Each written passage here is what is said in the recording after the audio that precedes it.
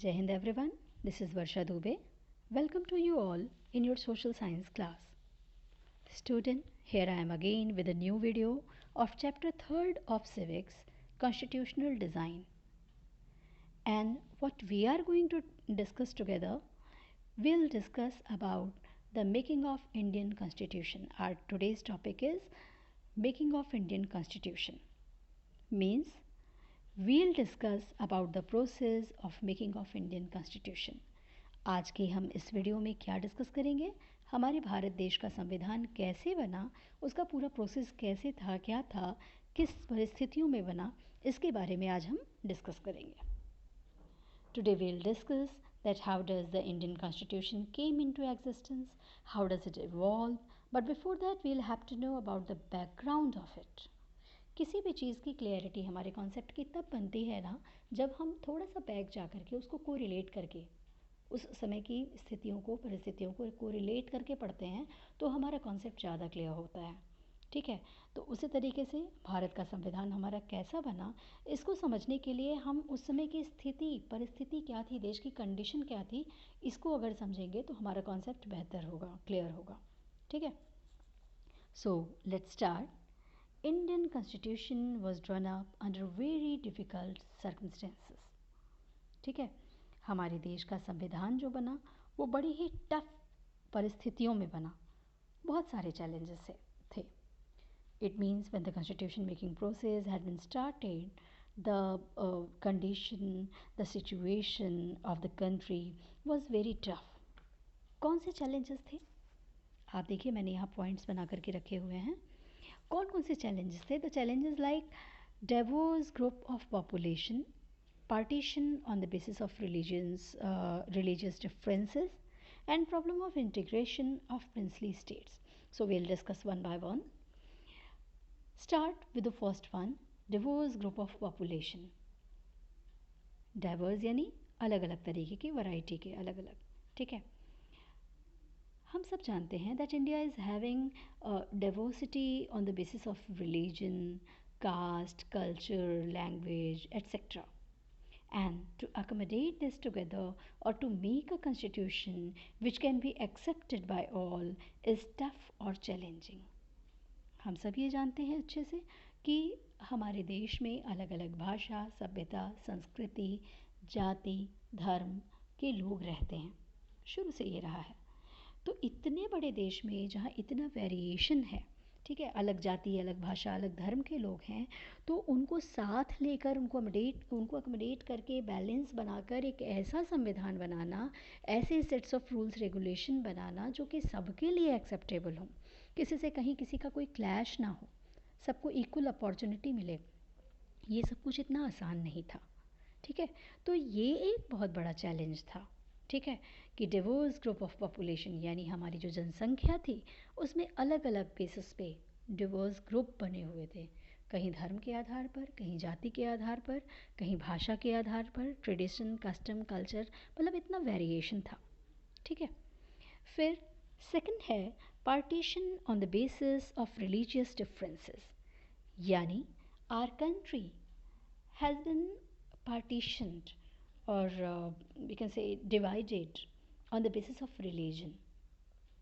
It develops the communal tensions between the people, so it was a big challenge to the constitution makers to frame a constitution by which develops religious harmony. हमारे संविधान निर्माताओं के आगे सबसे बड़ा challenge क्या था? ऐसा संविधान बनाना कि हमारे देश में जो अलग अलग वैरायटी के अलग अलग जो रिलीजन्स हैं, अलग अलग डिफरेंट तरीके के जो धार्मिक पंथ हैं, जो सेक्ट्स बने हुए हैं, उनको कैसे सेटिस्फाइड किया जाए, किसी को ये ना लगे कि किसी एक धर्म को लेकर के हमारे देश का संविधान चल रहा है. ठीक है, रिलीजियस हार्मनी बनी रहे, जबकि हम सब जानते हैं कि उस समय की स्थिति क्या थी, देश का विभाजन हो गया था, देश का पूरा का पूरा सेपरेशन हो गया था. किस बेसिस पे? धर्म के आधार पर. हिंदुस्तान और पाकिस्तान का बंटवारा हुआ ही क्यों था? धर्म को लेकर के हुआ था. हिंदुस्तान हिंदुओं के लिए और पाकिस्तान मुसलमानों के लिए. ठीक है, तो मेन बेस मतलब धर्म को लेके जब देश का बंटवारा हो गया तो ऐसे में इतना इजी नहीं था कि हम कोई ऐसा संविधान बना पाएँ जिसमें हर धर्म के लोगों को हम सेटिस्फाई कर पाएँ, इक्वल अपॉर्चुनिटी दे पाएँ. This was actually a challenge for the constitution makers. And the next point is problem of integration of princely states. It means while leaving our country, the Britishers declared that all the princely states were free and they are free to go with the India or Pakistan or remain separate from both and can continue themselves as an independent nation. Britishers जाते जाते भी हमारे देश में एक आग सी लगा करके गए. क्या आग सी लगाई उन्होंने क्या किया? उनका तो रूल ही था सर्वश्रेष्ठ डिवाइड एंड रूल की उनकी पॉलिसी ही रही थी. उन्होंने जाते जाते क्या डिक्लेयर किया कि जितने भी प्रिंसली स्टेट्स हैं, यानी जहाँ पे निज़ाम नवाब ये राज कर रहे थे, उनको उनकी मर्जी पे छोड़ गए. सुनने में तो बड़ा अच्छा लगता है हमें, लेकिन आप सोचिए अगर हम सबको सबकी मर्जी पे, आप फैमिली का एग्जांपल ले लो. अगर आपकी फैमिली जॉइंट फैमिली है, घर का जो लीडर है वो कल को ये बोले कि नहीं सब फ्री हैं, जो साथ में रहना चाहता है साथ में रहे और जो चाहता है अलग अलग रहना वो अलग हो सकता है, तो क्या फैमिली का इंटीग्रेशन बन पाएगा? नहीं, क्योंकि हर बंदा आज की डेट में नहीं चाहता कि जो वो जॉइंट फैमिली में रहे, वो न्यूक्लियर फैमिली में रहना चाहता है. फ्रीडम चाहिए सबको, लेकिन परिवार की एकता के लिए क्या ये फ्रीडम सही है?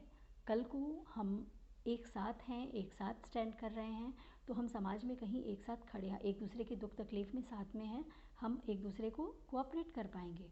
पर न्यूक्लियर हो जाने के बाद, बट जाने के बाद, विखंडित हो जाने के बाद, क्या हम एक दूसरे के लिए उस भावना से, उस प्यार से खड़े हो पाएंगे? नहीं.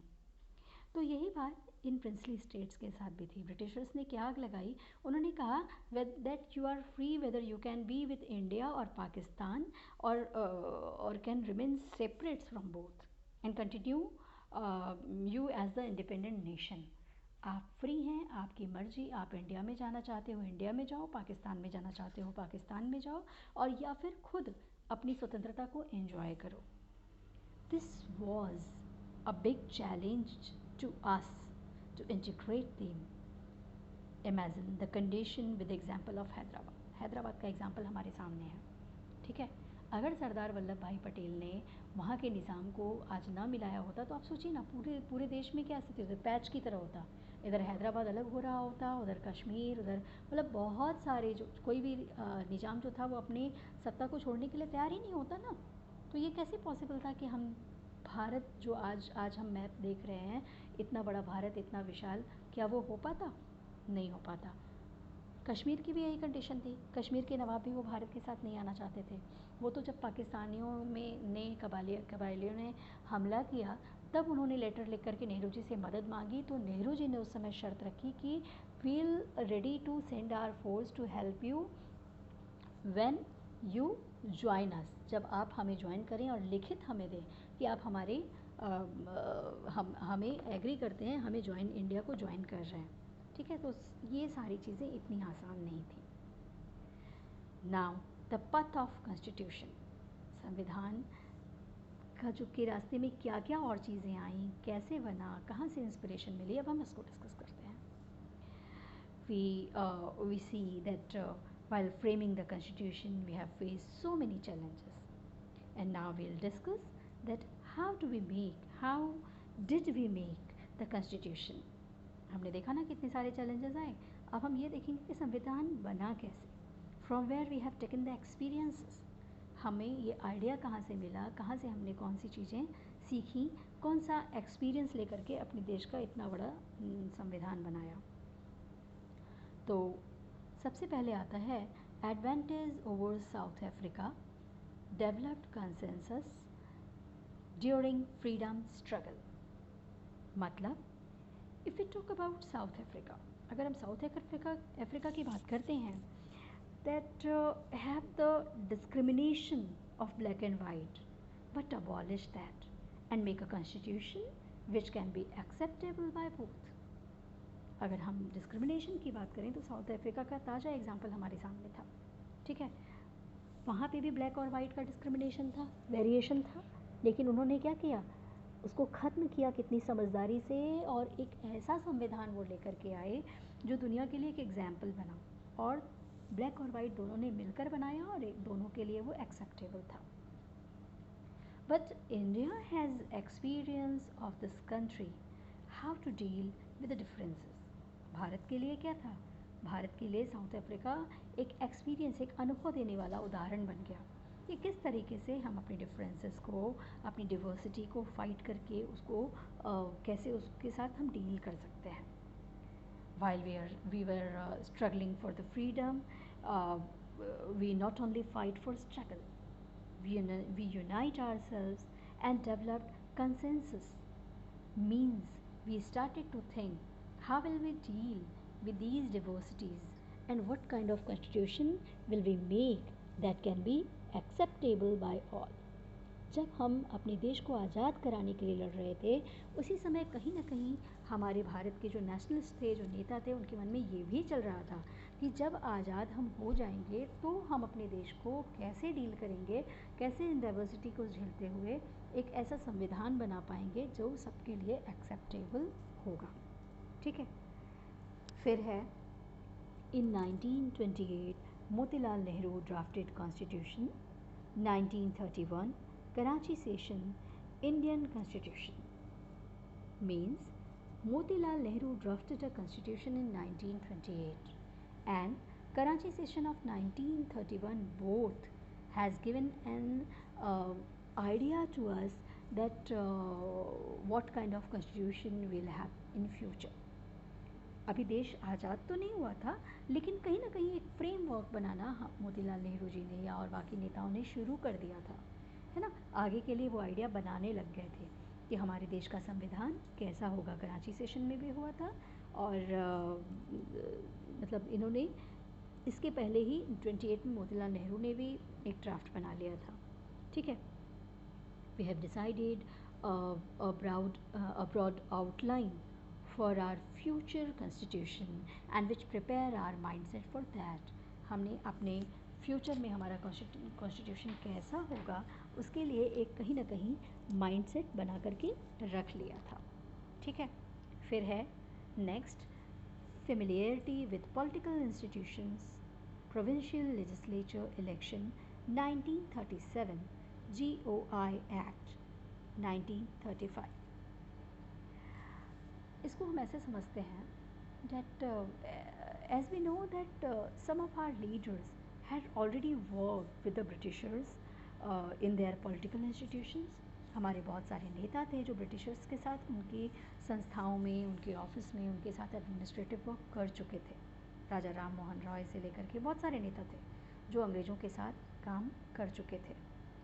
Britishers allowed us to handle the legislative assembly election in which all has been done by the Indians, which given us the idea how to run the legislature and we have been familiar with the political institution. अगर मैं आपको याद दिलाऊं तो Britishers ने हमें legislative assembly का election लड़ने के लिए खुद हैंडल कर दिया था. मतलब कि आप लेजिस्लेटिव असेंबली का इलेक्शन आप खुद लड़ो, उसको खुद हैंडल करो. ठीक है. इसका एक्सपीरियंस इंडियंस के पास आ चुका था, किस तरीके से लेजिस्लेटिव असेंबली को रन करना है, कैसे इलेक्शन कराना है. And we have been familiar with the political institution. और उनके साथ काम करके हम कैसे पॉलिटिकल इंस्टीट्यूशन को चलाएंगे, क्या करेंगे, इसका भी कहीं ना कहीं एक आइडिया हमें मिल चुका था. हमारे जो नेता थे बहुत सारे. ठीक है. तो ये एक कहीं ना कहीं ये एक्सपीरियंस भी हमारे बहुत काम आया. ठीक है. फिर है inspiration from French revolution, Russian revolution, bill of rights in the US. देखिए, जब हम अपनी आज़ादी की लड़ाई अंग्रेज़ों से लड़ रहे थे उस समय दुनिया के बाकी हिस्सों में भी कहीं ना कहीं रेवोल्यूशन हो चुके थे या फिर हो रहे थे. ठीक है. और उनका भी एक्सपीरियंस हमारे लिए बड़ा ही बेनिफिशियल रहा. जैसे अगर हम बात करते हैं we have drawn the experiences from various political events like French Revolution. French Revolution actually gives us the idea of liberty, equality and freedom. दुनिया को सबसे पहला ये रेवोल्यूशन था जिसने लिबर्टी यानी आज़ादी की, इक्वलिटी यानी समानता, फ्रीडम उदारता, आज़ादी, इन सब की जो है एक आइडिया सबसे पहली बार पूरी दुनिया को मिला था फ्रेंच रेवोल्यूशन से। Russian revolution tells us about the socialist society. Russian revolution से हमने क्या सीखा कि एक समाजवादी विचारधारा किस तरीके से पूरे सोसाइटी में सबका इक्वल पार्टिसिपेशन हो, सबको हम साथ लेके चलें, ये सब चीज़ें हमने सीखी रशियन रेवोल्यूशन से। और अगर हम बिल ऑफ राइट्स की बात करते हैं तो bill of rights of US हमें क्या बताता है? It tells us about the fundamental rights. ये हमें क्या बताता है? फंडामेंटल राइट्स के बारे में बताता है। इंट्रोड्यूस किया था बिल ऑफ राइट पहली बार जब आया, तब हमने जाना कि अच्छा फंडामेंटल राइट्स यानी नागरिकों के कुछ अपने मूलभूत अधिकार नाम की भी चीज़ होती है। ठीक है, it means all these events gives us the idea or we learn how to frame the constitutions। ये सारी जो दुनिया के प्रसिद्ध रेवोल्यूशंस थे, घटनाएं थी, इन्होंने हमें कहीं ना कहीं कॉन्स्टिट्यूशन हम कैसे बनाएं, क्या क्या प्रॉब्लम्स दुनिया के बाकी देशों ने झेली है, उसको कैसे अगर हम ये मेथड अडॉप्ट करें तो वो हम कम कर पाएंगे, ये सब कुछ हमारे सामने एक एक्सपीरियंस बन के हमारे लिए बड़ा हेल्पफुल रहा।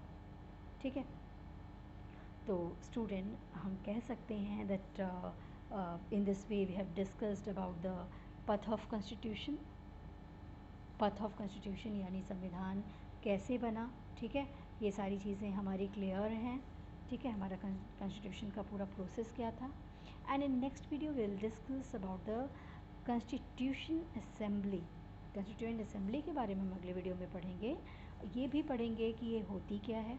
ठीक है, कैसे ये एक इम्पॉर्टेंट रोल प्ले करती है अपने कॉन्स्टिट्यूशन को देश के बनाने में, चलाने में। ठीक है, will discuss about the constituent assembly, what is this and how has it played an important role in making of our constitution. ये सब कुछ हम अपने नेक्स्ट वीडियो में पढ़ेंगे। In case of any doubt please ask your question. ठीक है, and keep learning, stay connected.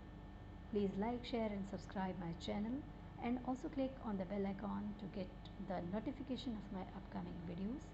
So thank you for today. Thank you. Jai Hind.